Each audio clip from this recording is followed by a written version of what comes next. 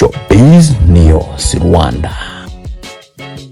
Cyane nizere ko umeze fresh cyane aho muri hose ryatandukanye ngo ni Frere ikunda kurusha abandi. Showbiz News Rwanda. Umuraperi BullDog uri mu bahanzi bakunzwe mu njyana ya hip hop mu Rwanda yongeye ku rutonde rw'abahanzi bazitabira MTN Wacu Muzika Festival 2025 asimbuye Kevin Kade wikuye muri gahunda y'ibitaramo kubera ibindi bikorwa by'umuziki agiye kwitabira muri Leta Zunze Ubumwe za Amerika. Esimba mutima za BullDog niziye ezi kandi kubera iki Kevin Kade yikuye muri ibi bitaramo byose nibyo tugiye kurebera hamwe muri iki kiganiro. Kore subscribe kugira ngo tuzagicikwa n'amakuru tugenda tubagezaho y'imyidagaduro umunsi ku munsi. Abo tumenyeranye bo barabizi, it's every day na makuru abagezweho by'umwihariko muri Showbiz.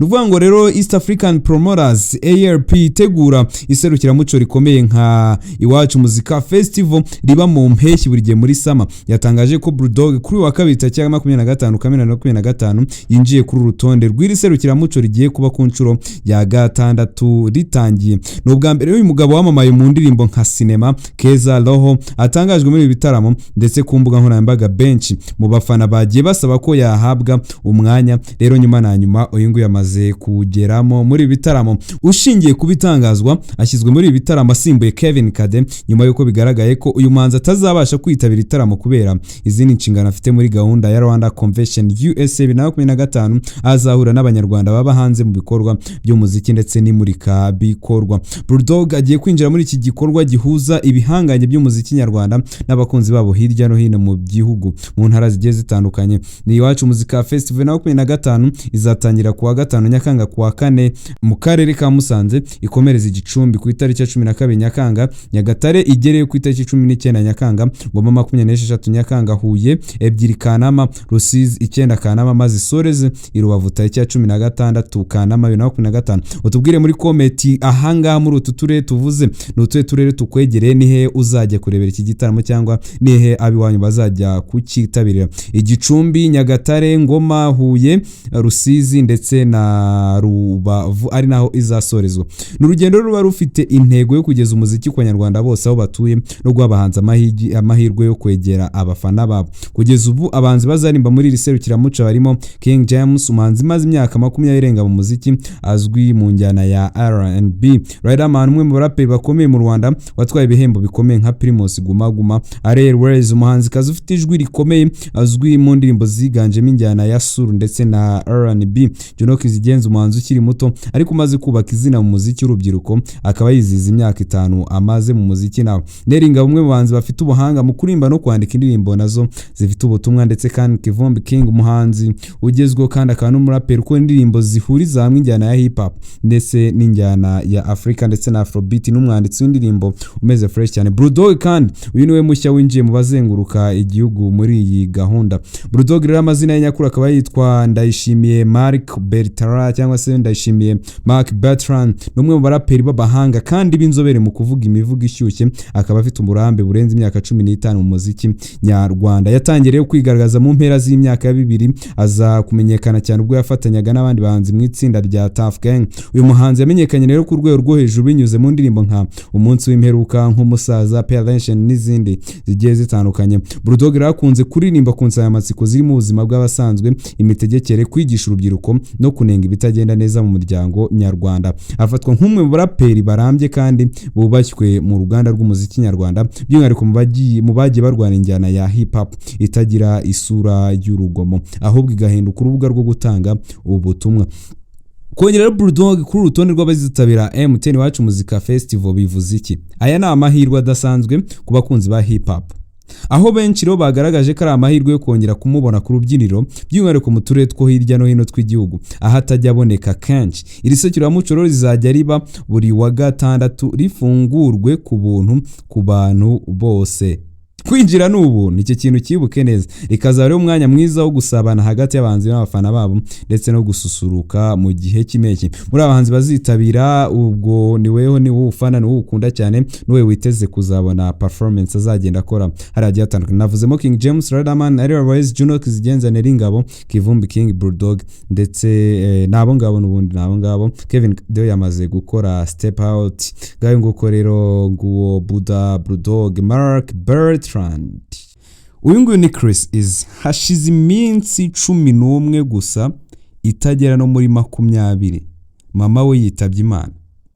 Yari akiri mu gahinda. None kuri uyu munsi hari amakuru avuga ko nyirakuru w'umuhanzi Rukundo Christian wamamaye nka Chriss Eazy yitabye Imana mu gitondo cyo kuwa kabiri tariki 24 Kamena 2025 aho yazize uburwayi bwa diabete cyangwa se diabetes yari amaranye igihe. Amakuru y'urupfu rw'uyu mubyeyi yemejwe n'umwe wo mu muryango we wabwiye abanyamakuru ko yari amaze igihe yitabwaho n'abaganga bamukurikirana umunsi ku wundi. Nyirakuru wa Chriss Eazy umwe mu bantu bamubereye hafi kuva mu bwana bwe kugeza ku rwego yagezeho mu muziki. Umuryango watangaje ko uyu mubyeyi cyangwa se uyu mukecuru we uyu nyirakuru we yari afite urukundo rukomeye ku muziki w'umwuzukuru we, ndetse hari n'amashusho yafashwe ari kumwe na Chriss Eazy babyina indirimbo ze mu modoka, ariko ayo mashusho ntabwo yigeze ashyirwa hanze. Yakundwaga cyane na benshi bajyaga kwa Chriss Eazy dore ko ari nawe wamufashije kwiyubaka nyuma y'urupfu rwa nyina umubyara. Abari hafi y'umuryango bavuga ko igikomeye cy'urupfu rw'umukobwa we cyangwa se mama wa Chriss Eazy cyamugoye cyane kugikira, ari nacyo cyarushijeho kumusonga mu minsi ya nyuma. Urupfu rwe rero rubaye nyuma y'iminsi 11 gusa. Nyina wa Chriss Eazy nawe watabarutse kuwa 13 Kamena 2025. Ni inkuru ikomeje gushegesha umuryango wa Chriss Eazy, inshuti ze n'abakunzi ba muzika nyarwanda muri rusange. Ibikorwa byo kumusezeraho no kumushyingura birategurwa n'umuryango we bikazatangazwa mu minsi iri imbere.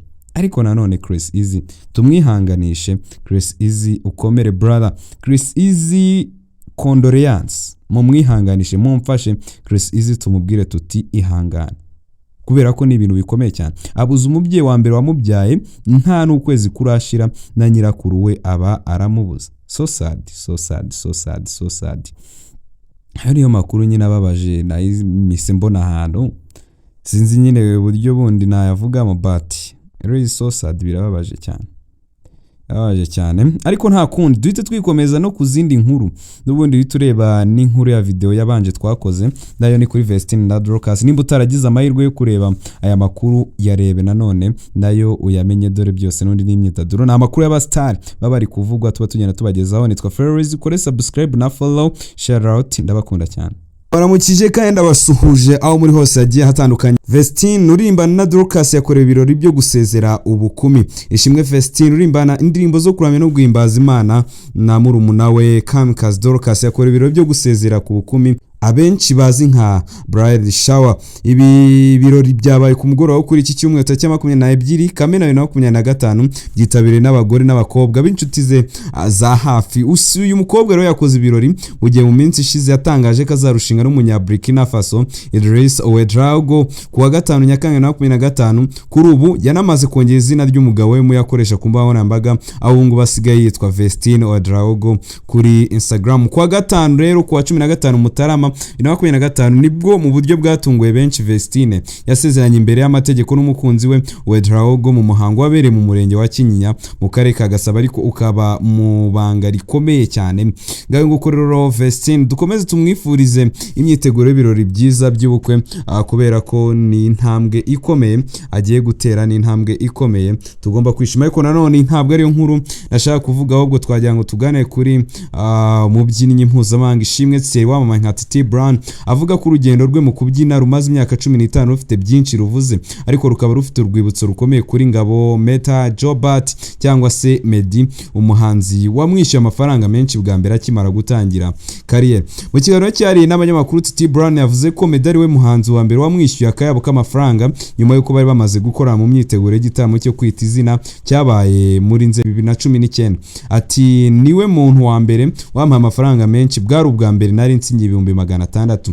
Umusore watangiye kubyina ari mu tsinda rya drama avuga ko impamvu yamwinjije muri uwo mwuga ari umukobwa yakunze, ariko uko imyaka yagiye hita yabigize umwuga abikomozaho nko kurengera umuryango yakuriyemo wiganjemo abana benshi. Titi yavuze ko rero yakoranye n'abahanzi batandukanye, ariko Meddy yamusigiye urwibutso rutazibagirana bakoranye bwa nyuma yaho Titi akoze imbyino zigaragara mu ndirimbo ya Meddy na DJ Pauline akishyurwa 200,000. Mbere y'igitaramo cyo kwita izina cyabereye muri Becker Arena cyari kirimo umuhanzi w'icyamamare neyo Meddy yifuje gukorana na Titi Brown amamagara amubwira ko amukeneye mu gutegura imbyino azakoresha ku rubyino. Avuga ati yambwiye ko azaza kurimba muri cya kirori, ambwira ati unsange Papyrus. Twarahuye rangene n'amafaranga yo kwishyura moto, twaganiriye ku myiteguro Nyirakuru anansaba ko nabona ababyinnyi 15 nashaka ababyinnyi 15. Nyuma yo kumvikana Titi yahise atangira gutegura itsinda ry'ababyinnyi bafite ubuhanga riza gukora imyitozo ryimbitse. Nyuma Meddy yakuwe ku rubyiniro ku munota wa nyuma kubera igihe cyari cyageze ngo niyo yaririmbe. Titi yavuga ko ubufatanye bwabo bwari bufite agaciro gakomeye mu rugendo rwe. Akomeza ati nari maze imyaka 5 mbirimo ariko sinari narigeze nishyurwa ayo mafaranga. Hari aho nabaga narabyinnye bakama 20 cyangwa se 50. Yongeraho ko nyuma yaho yongeye gukorana na Meddy mu kindi gitaramo gikomeye cyabereye muri Beka Arena aho Meddy yataramiye hamwe na Pantracking umuhanzi ukomoka muri Nigeria. Titi Brown yasoje avuga ko Meddy atari we muhanzi wenyine bakoranye ariko ko ari we wasize urwibutso rudasanzwe kuko yamugaragarije agaciro k'akazi ke akamwishyura mu buryo butari busanzwe muri icyo gihe. Titi Brown yatangaje ko Meddy ari we muhanzi wamuhembye amafaranga menshi nyuma y'imyaka 5 yari ishize atangira urugendo. Ngo ko ni Titi Brown kuri uyu mwanya rero Meddy we akaba agiye no gukorera igitaramo gikomeye cyane yari muri USA aho azakora nk'umuvugabutumwa kandi agakora n'umuntu uri kuririmba indirimbo zo kuramya no guhimbaza Imana. Showbiz niyo si Rwanda.